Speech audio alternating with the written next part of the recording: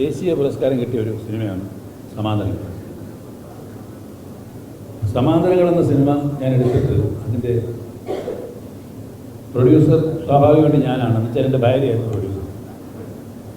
ഞങ്ങൾ ആ ചിത്രം ചിത്രാഞ്ജലിയിൽ വെച്ച് ഞാനും എൻ്റെ ഭാര്യയും എൻ്റെ ഫസ്റ്റ് കോപ്പി കാണുകയാണ്. കണ്ടിട്ട് ഇറങ്ങാൻ നേരത്ത് ചിത്രാഞ്ജലി പുറത്തായിട്ട് ജഗതി ശ്രീകുമാറും മുകേഷ് അഭിനയിക്കുന്ന ഒരു സിനിമ നടന്നുകൊണ്ടിരിക്കുക. അപ്പോൾ ഞാൻ അകത്തിരുന്ന സിനിമ കാണുകയാണെന്നുള്ള കാര്യം ജഗതിക്കറിയാം. ജഗതി എൻ്റെ സിനിമ കാര്യം ഞാൻ 2 വയസ്സ് മൂത്തതാണ്. ഞാൻ യൂണിവേഴ്സിറ്റി കോളേജിൽ പഠിക്കുമ്പോൾ ജഗതി മാറുവാനുണ്ട്. അന്ന് പോലെ അറിയാം. എടാ പോടാ വിളിക്കുന്നതുണ്ടോ. സിനിമ കണ്ട് പുറത്തേക്ക് ഇറങ്ങിയപ്പോൾ ജഗതി ചോദിച്ചാൽ നിൻ്റെ പുതിയ പടം കണ്ടോണ്ടിരിക്കുകയല്ലേ, അതിനൊരു സ്റ്റേറ്റ് അവാർഡിൻ്റെ മണമുണ്ടല്ലോ അല്ലേ. അപ്പോൾ എനിക്ക് പെട്ടെന്ന് ഒരു കാര്യം, അപ്പോൾ ഞാൻ പെട്ടെന്ന് തിരിഞ്ഞ് ചോദിച്ചു, എന്താണ് അതൊരു സെൻട്രൽ ഗവൺമെൻറ് അവാർഡായി പൊളിക്കുകയാണ് എന്ന് ചോദിച്ചപ്പോൾ അവർ ചിരിക്കുകയും ചെയ്ത് വിട്ടു. അങ്ങനെ കാറിനകത്ത് കയറി ഞാനും ഭാര്യയും മാത്രമേ ഉള്ളൂ. വണ്ടി ഓടിച്ചുകൊണ്ടിരുന്ന പഞ്ഞ ചോദിച്ചു, എങ്ങനെയുണ്ട് പടം. ഭാര്യ കെയർഫുള്ളാണ്. കുഴപ്പമില്ല എന്ന് തോന്നുന്നു. ഞാൻ കുഴപ്പമുണ്ടെന്നല്ലേ ചോദിച്ചു, പടം എങ്ങനെയുണ്ടെന്ന് പറഞ്ഞു. പടം കൊള്ളാമെന്ന് തോന്നുന്നു. ആ, ജഗതി പറഞ്ഞത് ശരിയാണെന്ന് തോന്നുന്നു. ജഗതി എന്ത് പറഞ്ഞു? ജഗതി പറഞ്ഞില്ലേ വല്ല സ്റ്റേറ്റോട് വല്ല കിട്ടിയത്. ഒരു കാരണമല്ല ഞാൻ വണ്ടി ചവിട്ടിങ്ങ് നിർത്തി. സ്റ്റേറ്റ് അവാർഡ് സെൻട്രൽ ഗവൺമെൻറ് എന്താ പാടും ഞാൻ ചോദിക്കും. വണ്ടി നിർത്തി. അവിടെ വരട്ട് പോയി.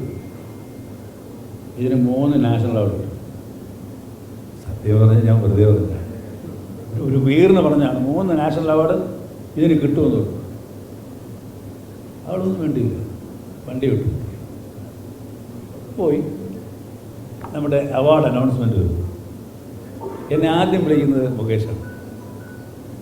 മുകേഷ് ബലന്തരം നിങ്ങളെ ആ നിങ്ങൾ ആ ചിത്രാഞ്ജലി വെച്ച് പറഞ്ഞതല്ലേ ഈ ചിത്രത്തിന് അവാർഡ് കിട്ടുമെന്ന്. അപ്പോൾ കിട്ടിയല്ലോ നിങ്ങൾക്ക്. എനിക്ക് കിട്ടി. Best feature film on family welfare, best actor ഞാൻ ഷെയറിങ് വിത്ത് സുരേഷ് ഗോപി. അങ്ങനെയായിരുന്നില്ല. ഞാൻ എന്തുകൊണ്ടോ അങ്ങനെ ഭയങ്കരമായൊരു സന്തോഷമായിട്ട് എനിക്ക് തോന്നിയില്ല. എന്താണ് കാരണം എനിക്കറിയില്ല. ഇത് കഴിഞ്ഞിട്ട് അവാർഡ് വാങ്ങാനായിട്ട് പോകണം. അങ്ങനെ 1997 ഞാൻ അവാർഡ് വാങ്ങാൻ ഡൽഹിയിൽ പോയപ്പോൾ അന്ന് സരോജദേവിയായിരുന്നു എൻ്റെ chairperson.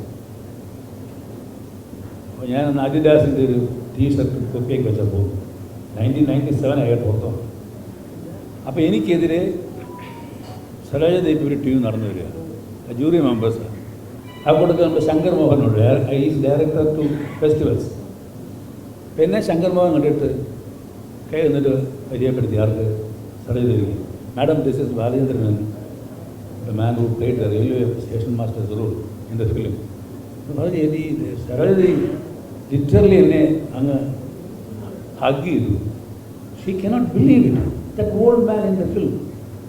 I cannot believe it, so young എന്നൊക്കെ പറഞ്ഞിട്ട് ഞാൻ കുറച്ചത് നോക്കിയിരുന്നു. അപ്പോൾ ഇത് എന്നെ ഇവരിങ്ങനെ ശ്ലാഘിക്കുന്ന സമയത്ത് ഈ കൂട്ടത്തിലുള്ളൊരു ഒരാൾ അതിട്ട് എന്നെ ഇങ്ങനെ പിയേഴ്സിങ് ലുക്ക് നോക്കുന്നു. എനിക്ക് ആ ലുക്ക് ഇത്തിരി ഡിസ്റ്റർബിങ് ആയിട്ട് തോന്നി. ഇവർ നടന്ന് മൂവി കഴിഞ്ഞപ്പോഴേക്കും ആ മനുഷ്യൻ എന്നെ കേൾപ്പിച്ചു. Hello sir, my name is this, his name is Khandewala, I am from home കാപ്പി and I was a jury member.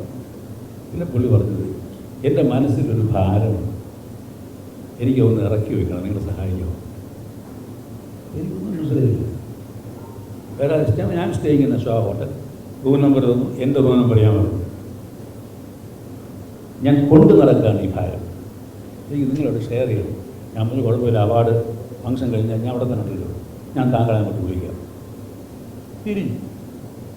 അവിടുത്തെ ബഹളത്തിലൊക്കെ ഞാൻ വിട്ടുപോയി. അപ്പോൾ അവാർഡ് കഴിഞ്ഞിട്ടെല്ലാം വാങ്ങിച്ചിട്ട് നമ്മൾ തിരിച്ചു പോകാൻ നേരത്തെ ഇവർ കാണിക്കുന്ന ഒരു വൃത്തികേട്, താമസിക്കുന്ന പോലെ ചായ കുടിച്ചതിൻ്റെ ആശ നമ്മളോട് പോകണം. റൂം വാടക മാത്രമേ സർക്കാർ കൊടുക്കൂ. അപ്പോൾ ആ ബില്ല് പേ ചെയ്യാനായിട്ട് ഞാൻ ഭാര്യ താഴെ നിൽക്കുന്നു. ഞാൻ നിൽക്കുന്നത് ഇയാളെ ലിഫ്റ്റെന്ന് പറയും. മിസ്റ്റർ ബാലേന്ദ്രൻ, നിങ്ങൾ എന്നെ വിളിച്ചിട്ടില്ല, ഞാൻ പറഞ്ഞ് വിട്ടുപോയതാണ്. എന്നാൽ ഞാൻ നിങ്ങളോട് കഥ പറയാം. എന്താണ്? He told me a story. ആ സ്റ്റോറി എന്താണെന്ന് വെച്ചാൽ, അവാർഡ് നിശ്ചയം പൂർത്തിയായപ്പോൾ ശ്രദ്ധിക്കണം, ഞാൻ പറഞ്ഞു, I was the best actor. That means I am ആളൊരു ഒറ്റയ്ക്കാണെങ്കിൽ. And my film was the best feature film in India and I was the best character. സത്യം.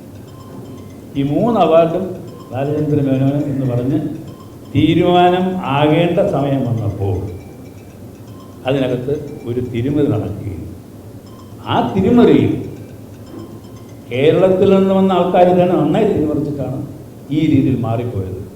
ഇല്ലെങ്കിൽ നിങ്ങൾ ഇന്ത്യൻ സിനിമയിൽ ഒരു ഇതിഹാസമായി മാറിയിരുന്നെന്ന് അദ്ദേഹം അതെന്നെ വല്ലാതെ.